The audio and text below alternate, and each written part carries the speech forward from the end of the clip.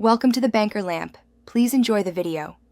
You start by connecting the controller physically or via Bluetooth and confirming Windows recognizes it. This ensures the game can read inputs. Once done, install or update drivers and open Steam Big Picture because War Thunder reads those mappings reliably.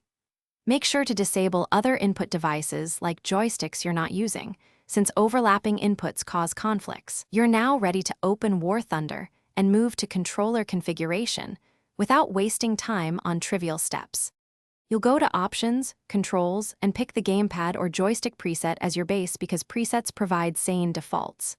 Next, remap axes for pitch, roll, yaw, and throttle, and set dead zones to avoid drift. This matters because small joystick noise can cause constant input. Adjust sensitivity and response curves to match your playstyle, and enable axis inversion if needed. Then launch a training mission to test bindings. You'll iterate until turns and throttle feel natural and predictable.